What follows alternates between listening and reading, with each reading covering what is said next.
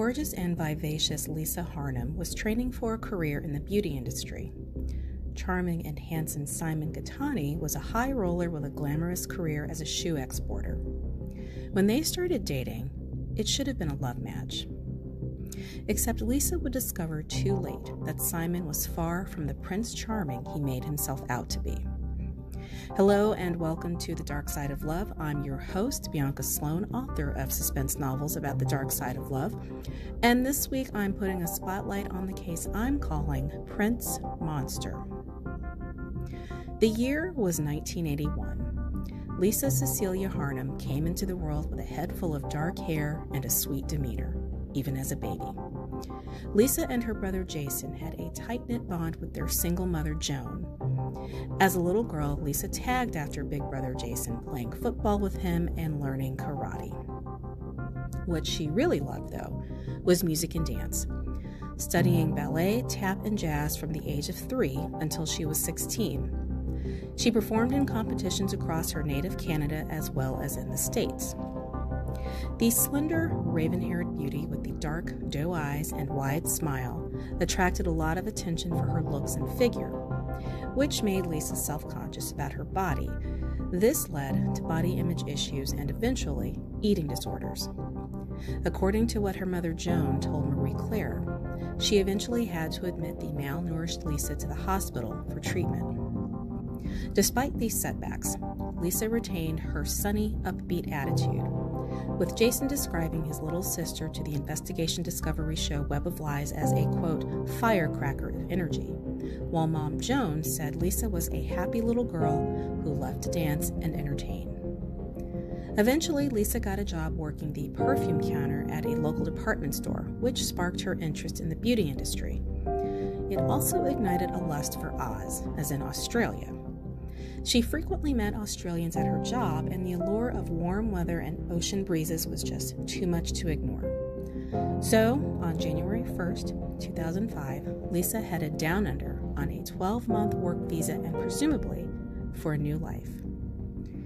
Lisa's family felt another factor in her decision to move to Australia was that she felt stuck in her job and her life and wanted something different, new, and fresh.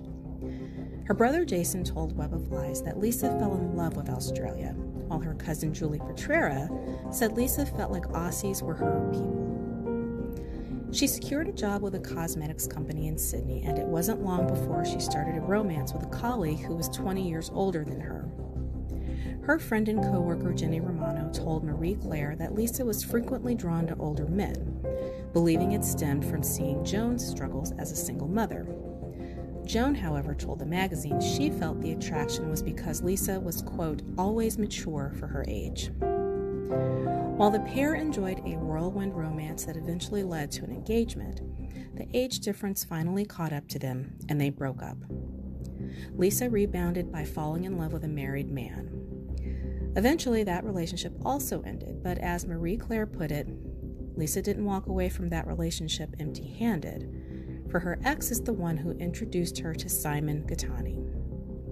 Simon, who was about 7 years older than Lisa, so not a huge age gap, was a flashy, handsome shoe importer with a mouthful of sparkling teeth, dark, brooding eyes, a designer wardrobe, and an addiction to the gym. Like Lisa, he was fun and outgoing. He was so smooth, so put together. Joan says that initially Lisa thought Simon might have been gay.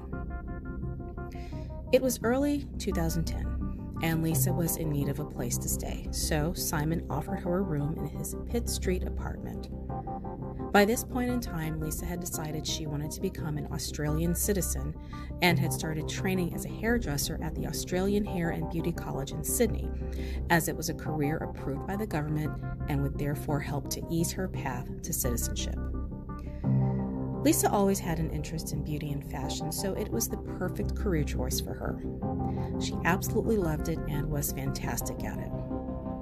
So Lisa's well on her way to a new and exciting career. She has a new friend in Simon, and initially it was a strictly platonic relationship, with the two hanging out as friends.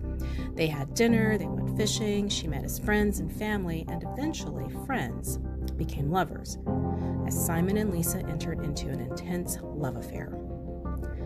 Joan told Marie Claire that Lisa never expressed to her that she was ever even in love with Simon.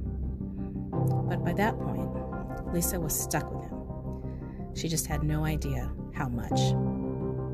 Slowly, insidiously, Simon began to exert control over Lisa. The first red flag came when he stormed into the beauty college one day looking for her and demanded she quit, telling her she needed to find a more, quote, suitable job, and that she should be looking for a, quote, better class of people. Despite her talent and passion for hairdressing, Lisa complied and left her burgeoning career behind to please Simon. Domestic violence expert Tracy Howe noted to Marie Claire that getting the wife or girlfriend out of the workplace is a common tactic, saying they, meaning the boyfriend, the husband, will do it in a variety of ways. Phone you all of the time, make you stay home because he feels sick and you got to look after him, make it hard for you to get to work. As soon as they get you out of the workplace, then they go to town, and that's what happened with Lisa. The next step in his plan was to completely trap Lisa under his thumb, and so towards that end, Simon signed a lease on a swanky new apartment in a building called The Hyde, a luxurious and exclusive high-rise in the heart of Sydney's business district. This is very much trapping the princess in the tower energy. But that wasn't enough. He installed pinhole surveillance cameras around the apartment, even one in the hallway outside of the apartment. Now, he says, oh, it's for security, but really it was so he could capture Lisa's every waking move. He hacked into her email account, deleting messages from guys. He accessed her Facebook account and unfriended male friends. Simon had even stopped taking Lisa out on dates because he didn't want other men looking at her. The isolation was wearing on Lisa, who texted her mom, Joan, quote, I miss my family and friends so much. I have no life. Lisa's family got their first true glimpse at just how sinister Simon's control had become when Lisa came home for a visit. Lisa's uncle was getting married, and Simon had banned her from attending the wedding because once again there would be men there and he didn't want any of them looking at her. While she was forbidden from attending the wedding, she was allowed to visit afterwards, with Simon mandating that Lisa was only permitted to see her family. No parties, no clubbing, no catching up with old friends, no hanging out with girlfriends over a glass of wine. Just her family. That was it. As Lisa's cousin Julie told Web of Lies, Lisa had a new iPhone with her, one that Simon had bought her as a gift. The caveat was that she had to have that phone pretty much welded to her at all times. He would bombard her with text messages, demanding to know, had she landed? What was she doing? Who was she with? Where was she going? What was she doing now? Who is she with now? Just constantly hovering over her, even from another country. She had to respond to each text message. Whenever he called, she had to answer the phone. Lisa was not allowed one moment's peace. Julie shared with Web of Lies that she was having a party and had sent out an invitation via Facebook. Lisa asked her to take the invitation down because, quote, I'm not supposed to be going to any parties while I'm here. You have to uninvite me right away. He reads my messages. Julie went on to say that when Lisa came over, Simon called incessantly, and that Lisa had to fawn all over him by saying how much she loved him, how much she missed him, just constantly filling up his well. Because remember that no matter what Lisa did, it was never going to be enough, because people like Simon, their wells are just a bottomless pit of need. Finally, Lisa cracked and said she had to go home, so Julie's boyfriend gave her a lift. His comment to Julie later was, quote, this guy she's dating sounds crazy. Upon Lisa's return to Sydney, she sent her mom, Joan, what can only be described as just a bizarre text message, claiming that the relationship with Simon had changed her for the better and that she was becoming, quote, domesticated, conservative, and dainty. She further updated that as a result of her becoming domesticated, conservative, and dainty, there would be no more showing her cleavage, no more cute fun dresses, no high heels, that she had stocked up on flats, casual shoes, and now this part's really alarming. She stated that Simon was terrified of summer and her going to the beach, saying that they would need to find her a burqa swimsuit for her to wear. Whoa. There would be no makeup, no free-flowing hair billowing around her shoulders. Lisa would have to wear the plain, buttoned-up, long-sleeved clothes and flat shoes that he bought her, and accompany it with simple ponytail and a plain face scrubbed free from makeup. As her brother Jason commented to Web of Lies, quote, "She was missing her flair." So Simon was dictating whether or not she worked, who she saw, where she went, what she did, and now what she wore. She had to ask permission to go anywhere, do anything, or say anything. It got to the point where the only place she was allowed to go was the grocery store. She converted to Catholicism for him. Even what she ate was under scrutiny. She was cut off from friends. Her family is thousands of miles away. In one heartbreaking recorded phone call, Lisa tells Simon, "I do everything for you. I'm by myself all the time. I don't go anywhere. I don't speak to anyone." She was utterly alone, physically, emotionally, and spiritually trapped by this monster. Simon had made Lisa his absolute prisoner. He had brainwashed and manipulated Lisa to the point that she believed she had to change in order to be worthy of him. That in order to live up to his standard, she had to be not Lisa, not fun, outgoing, bubbly Lisa, but the image of the dainty woman he said she had to be. If she wanted to keep him, she had to be meek and submissive. And so, that's what she did. Joan tells Web of Lies that she and Lisa had an agreement that if Lisa said to come get me, she would go. Joan continued to beg her daughter to leave Simon, but Lisa's response was to ask Joan to stop trying to talk her out of the relationship with Simon, for one, because he reads her messages. In 2010, Simon let Lisa go home for Christmas, and their transformation was complete. The uniform of drab clothes, pulled back hair, no makeup, totally in place. Joan says her formerly vibrant daughter was, quote, timid and docile. The spark was completely extinguished. Even though it was a short visit with only interaction with immediate family allowed, the long arm of Simon's control reached out to put a clamp on Lisa as he texted her, quote, "Please don't let any guy talk to you, or please don't look at any guy, as your eyes should gaze on me, the one." Joan shared with Web of Lies that she took Lisa to dinner one night and that Simon was bombarding Lisa with text messages the entire time. Joan even had to take a picture of Lisa to show how she was dressed, that she was covered up, that she wasn't showing off her body.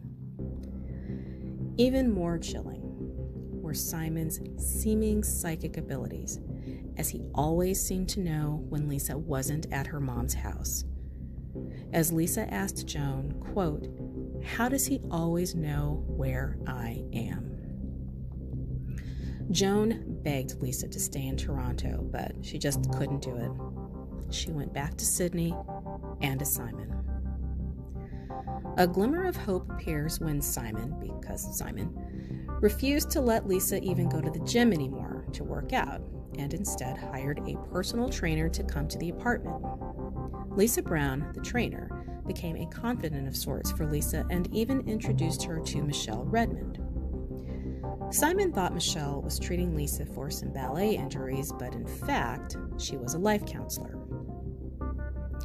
In June of 2011, Simon proposed to Lisa on her 30th birthday. Her family wasn't included in the proposal because he knew they didn't want her getting engaged to this guy.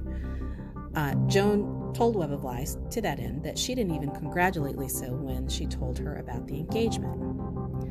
Simon threw a combo engagement/birthday party that all the guests were just his friends and none of Lisa's friends. What does that tell you? Declaring to everyone in the room that he'd found a woman to, quote, serve him. Lisa was sending her family inconsistent text messages about the engagement, telling her mother, quote, Mom, I think I've met my match. I think I love this guy. He's the one. So you can hear she's really not sure about this. She's having doubts. But at the same time, she would always say she was coming home to Canada because she couldn't take being in the relationship anymore. Lisa's cousin Julie told Web of Lies that she believes there were 2 reasons why Lisa couldn't make herself leave Simon. One was that marriage would have strengthened her citizenship chances because marriage represents stability, right? And apparently Simon would threaten Lisa that he knew people who could have her deported, which sure was a lie, and that he knew people who could hurt her family. The other thing was that she believes Lisa was afraid that leaving Simon would hurt him too much. Either way, fear kept Lisa locked by Simon's side. According to Marie Claire, another revelation may have come in the form of Simon's refusal to actually plan their wedding. Lisa was excited, but as Joan told the magazine, Simon's response was, quote, I'll let you know when we're going to start planning it. Until then, shut up. Lisa starts to realize that this relationship, if you could call it that, this situation, it's not sustainable. And she begins to tell friends that she wants to leave Simon. For one thing, the stress had caused her to relapse with her eating disorders.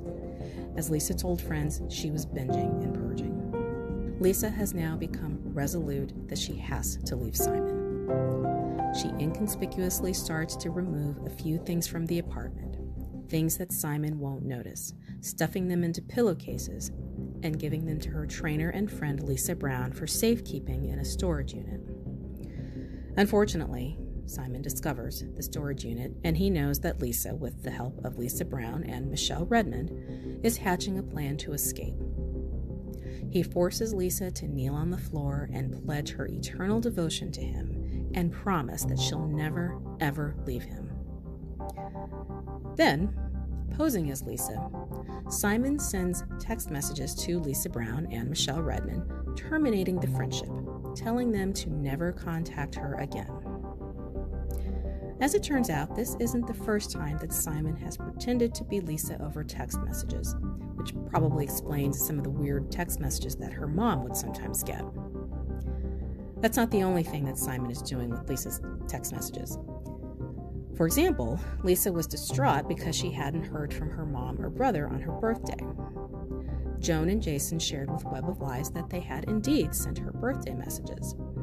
Turns out, Simon was intercepting Lisa's texts, and she was never even seeing them. So the nagging, persistent question, the one that has plagued Lisa throughout her entire entanglement with Simon, how does he know so much? How does he know where she is, what she's doing, who she's talking to? Lisa turns to Simon's computer for answers, and boy, does she get answers. Simon has all kinds of trackers and spyware installed on her phone. He can see everything she's doing at every moment of every day. Text messages, emails, location, everything. This is the final push that Lisa needs to flee. She calls her mom and says, come. She'll book a flight for Joan, she'll come, and she'll get Lisa out of there. Joan tells her that in the meantime, if it gets bad, if the choice is between waiting for Joan to get there and running, Joan says, grab your purse, grab your passport, and run. Leave everything behind and just go. July 29th, 2011. As part of his daily routine, Simon is about to log onto his computer for a little morning cyberstalking. Except he can't get in. He is incensed to realize that the password has been changed because Lisa has changed it. Simon confronts her and they argue. Remembering what her mother told her, Lisa grabs her purse and bolts for the front door. She bangs on a neighbor's door, screaming, Please help me, God, help me. Simon runs after her, locks his arm around her neck, clamps his hand across her mouth, and drags her back into their apartment.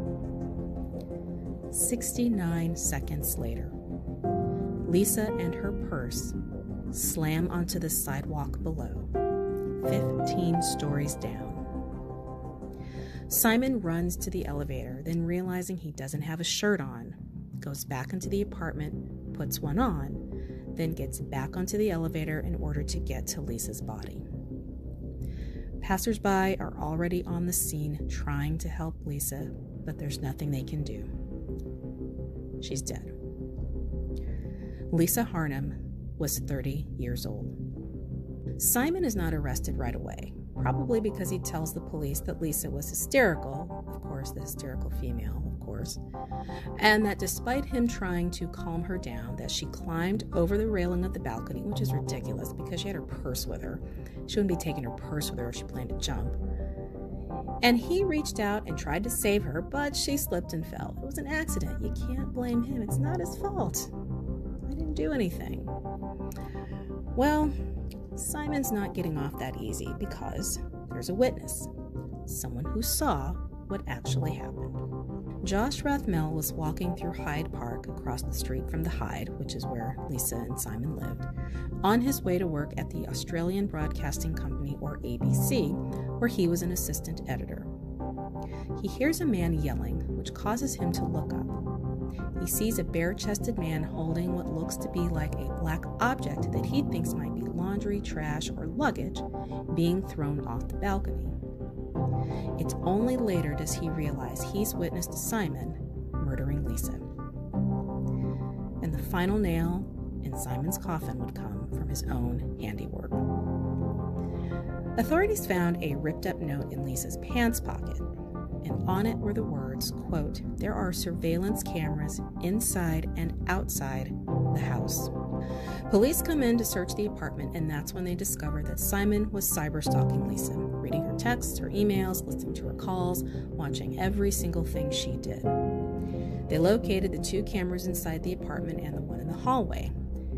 And it would be that camera in the hallway that would capture the full extent of Simon's uncontrollable rage. It would show the crucial moment when Simon snatched Lisa back into the apartment after she'd run out into the hallway in search of help, 69 seconds before she plummeted to her death. Simon was found guilty and sentenced to a minimum of 18 years, a max of 26. His first opportunity for parole will be in May of 2031. In handing down the sentence, Justice Lucy McCallum declared that Simon had a, quote, "sense of ownership over Lisa to overwhelm her basic rights to live as she pleased, and that he'd shown no remorse and that there was no prospect of rehabilitation." She went on to say, "I do not accept the accused's denial that he made threats to Harnum. I have no hesitation accepting the evidence of rage. His denials are manifestly implausible. He was controlling and abusive. He was out of control. On the morning of her death, Lisa Harnum was in a state of absolute fear and despair, while Simon was in a quiet rage." And indeed, during the trial, the rage that burned inside of Simon for many years was revealed. Things Lisa likely never knew about the man she had agreed to marry. As the Sydney Morning Herald reported, Simon's troubles dated back to his teens. In 1995, he was sentenced to 2.5 years after he bit a police detective's ear, the guy was trying to arrest him for theft, and he severed the guy's ear, by the way. Prior to that, in 1991, after harassing his girlfriend at the time, he punched a guy who was attempting to defend the girl. In 2000, there was a 3-year sentence for drug charges before he went legit and got into the shoe business. As a side note, during Simon's trial, he showed up to court with his new girlfriend, a Portuguese woman by the name of Rachel Louise.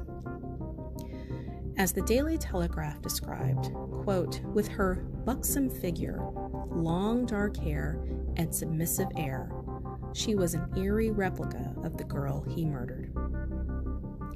The paper reported that they later broke up, with Rachel saying, quote, "I think it's very difficult to sustain a relationship with someone who is in jail." In 2014, the Lisa Harnum Foundation was launched with the goal of helping all women and children to live safely and flourish, free from fear and from domestic abuse. If you or someone you know needs domestic violence support, call the National Domestic Violence Hotline 24 hours a day, 7 days a week at 800-799-7233. Thank you so much for joining me for another episode of The Dark Side of Love. I'm your host, Bianca Sloan, and show your love for The Dark Side of Love by visiting thedarksideoflove.com for show notes and transcripts. Also, while you're there, you can find a link to my Patreon page where you can access bonus episodes and other fun stuff.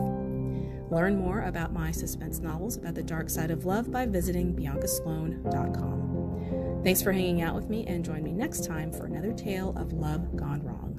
I'll see you on the dark side.